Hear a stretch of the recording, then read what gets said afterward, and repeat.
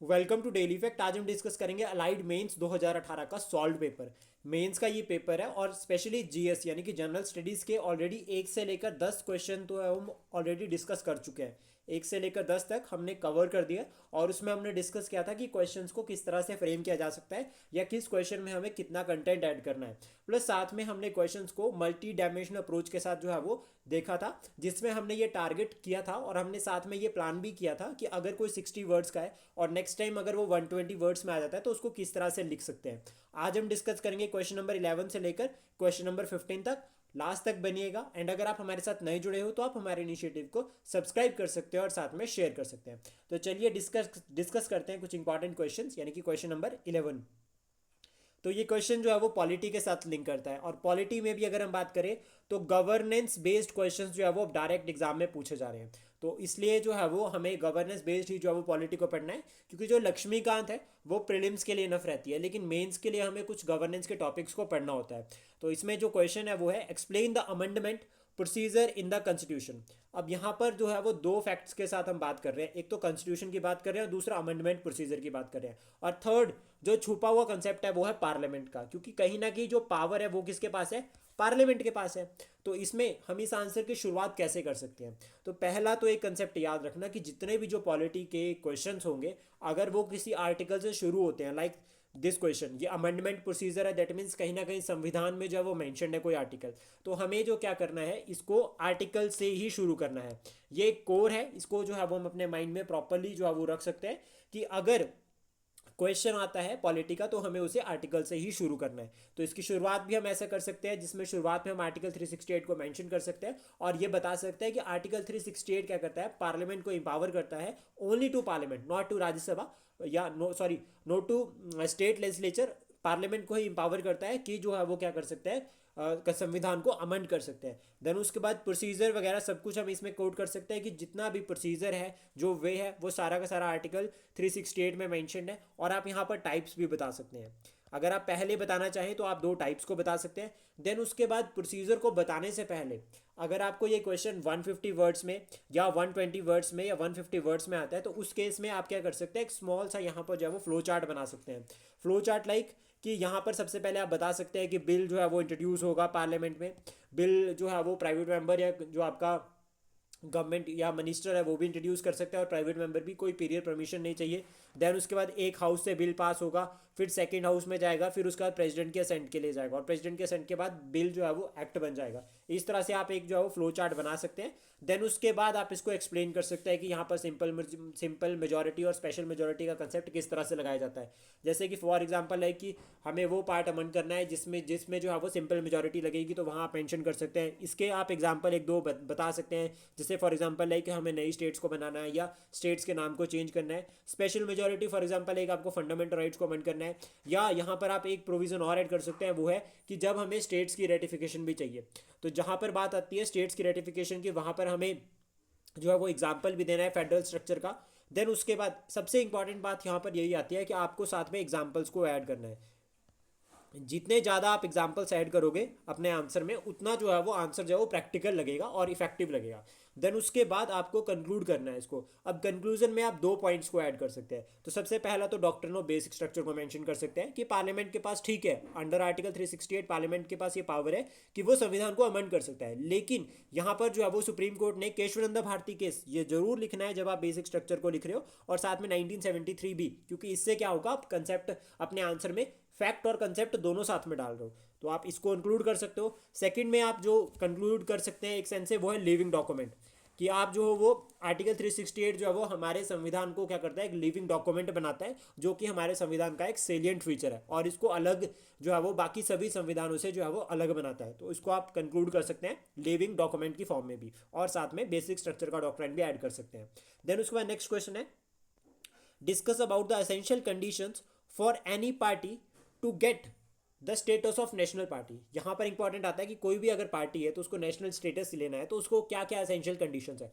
अब इस क्वेश्चन, या भाई बहुत ट्रिकी क्वेश्चन है, करंट बेस्ड भी क्वेश्चन आप इसको बना सकते हैं। इसकी आंसर अगर आपको लिखना है इसमें तो आप रिसेंट फैक्टर ऐड कर सकते हैं। जैसे फॉर एग्जांपल है कि रिसेंटली जो है वो आम आदमी जो पार्टी है उसको जो है वो नेशनल स्टेटस मिला, तो उसको आप ऐड कर सकते हैं इन इंट्रोडक्शन। देन उसके बाद बता सकते हैं कि इलेक्शन कमीशन ऑफ इंडिया के पास ये पावर होती है। देन उसके बाद कंडीशंस की कौन कौन सी जो है वो आपके पास एसेंशियल कंडीशंस हैं, अगर आपको एक पार्टी स्टेटस चाहिए तो आप इन कंडीशंस को मेंशन कर सकते हैं। और इन कंडीशंस के लिए अगर हम सोर्स की बात करें तो एम लक्ष्मीकांत सफिशिएंट है, क्योंकि वहां पर डायरेक्टली मेंशनड है और वही हम अगर लिख देते हैं तो वी गेट मार्क्स। लेकिन हमें कोशिश करनी है कि हमें जो है वो एक एग्जाम्पल की फॉर्म में चलना है, तो उसमें हम जो है वो इजीली ऐड कर सकते हैं आम आदमी पार्टी का एग्जाम्पल।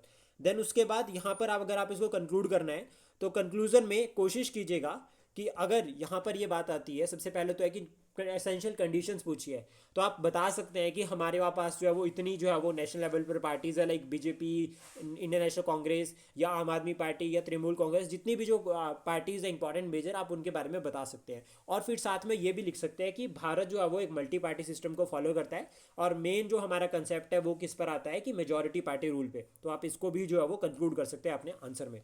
देन उसके बाद नेक्स्ट है describe how the merger of Punjab area into Himachal Pradesh has change the nature of the politics of this state, कि हिमाचल प्रदेश की जो पॉलिटिक्स में क्या चेंजेस आए हैं।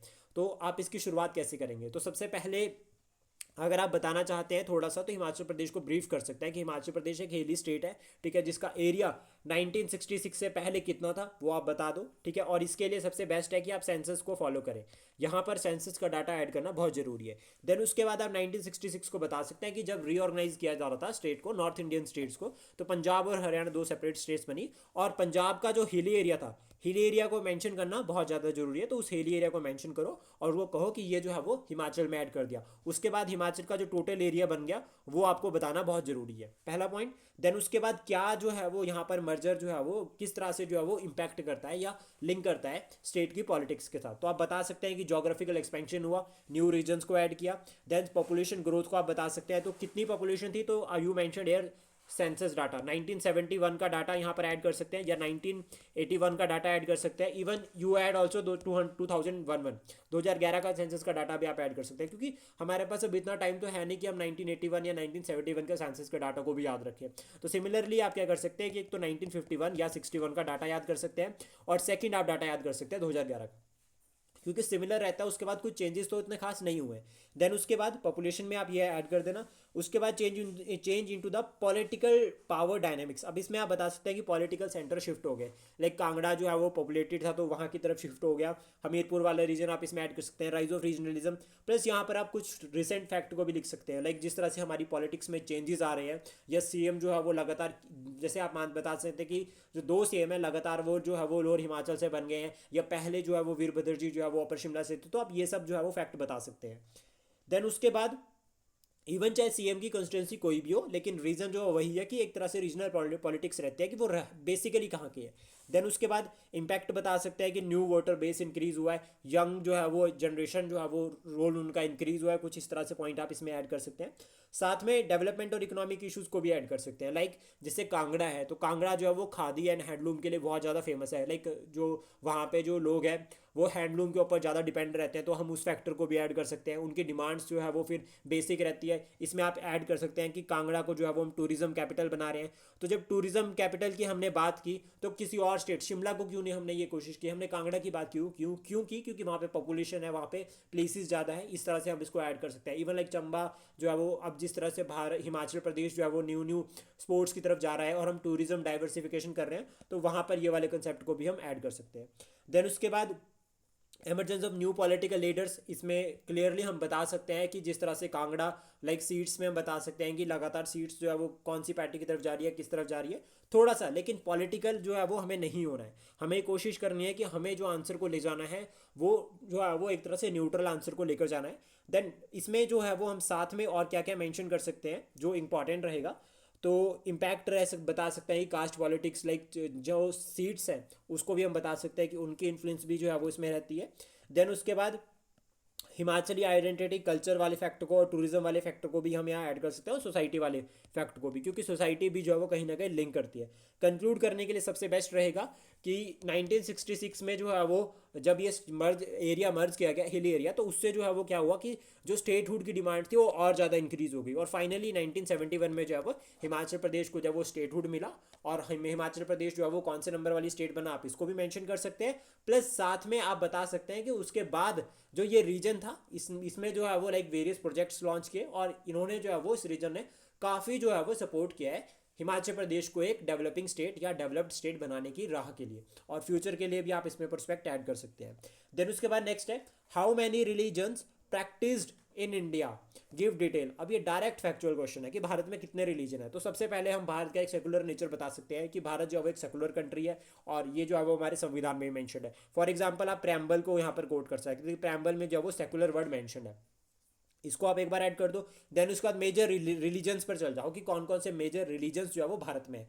Hinduism, Islamism, Sikhism, Buddhism, Jainism, Parsis, इनको आप ऐड कर सकते हैं, और इनका डाटा बता सकते हैं कि कितनी पॉपुलेशन है, कितना डाटा है। हमने इसमें भी ऑलरेडी जो है वो मेंशन किया है, आप इसको पढ़ सकते हैं। देन उसके बाद जो इंपॉर्टेंट है कि जो अदर छोटे छोटे रिलीजन्स हैं जो छूट जाएंगे, उनको आप एक लाइन में लिखना, जो आपका कंक्लूजन बन जाएगा कि besides these major religions minor religions also in Himachal Pradesh, और उनका बारे में मेंशन करना, या भारत के बारे में मेंशन करना। थोड़ा सा अगर आप हिमाचल एंगल ऐड कर सकते हैं इसमें, तो हिमाचल वाला एंगल कंक्लूजन में जरूर ऐड करिएगा।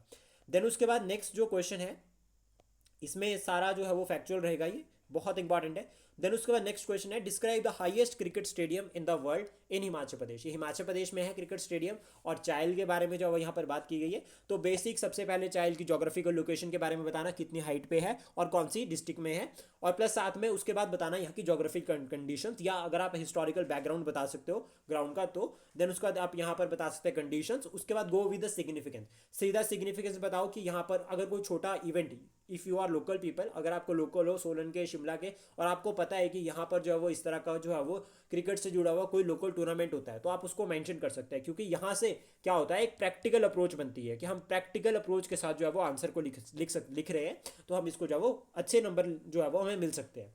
देन उसके बाद इंपॉर्टेंट है कि अगर आपके पास कोई करंट का इवेंट है, लाइक फॉर एग्जाम्पल कि ठीक है, जो हिमाचल का जो ये चायल का जो क्रिकेट स्टेडियम है, ये ठीक है हाईएस्ट है नो डाउट, लेकिन ये जो है वो साथ में क्रिकेट स्पोर्ट्स के साथ टूरिज्म को भी प्रमोट कर रहा है, और टूरिज्म में आप हिमाचल प्रदेश के यहाँ पर जो है वो कुछ और एस्पेक्ट को लाइक धर्मशाला क्रिकेट स्टेडियम को ऐड कर सकते हैं, या फिर आप बता सकते हैं कि चायल में ही जो है वो कोई पैलेस है, राजा का महल, उस तरह के कंसेप्ट को भी मेंशन कर सकते हैं। अगर लिंक करना है तो आप इस साथ में बता सकते हैं कि अगर यहाँ पर कोई स्पोर्ट्स टूर्नामेंट हो रहा है, तो उससे जो है वो रीजनल इकोनॉमिक एक्टिविटीज़ भी जो है वो इंक्रीज हो रही है, या फिर जो है वो कहीं ना कहीं लोगों को लाइवलीहुड अपॉर्चुनिटीज़ भी मिल रही है। तो ये हमारा जो है वो पार्ट 3 था। इसके बाद जो है वो हम पार्ट 4 लेकर आएंगे। Please support, share and subscribe daily fact. Thank you for today.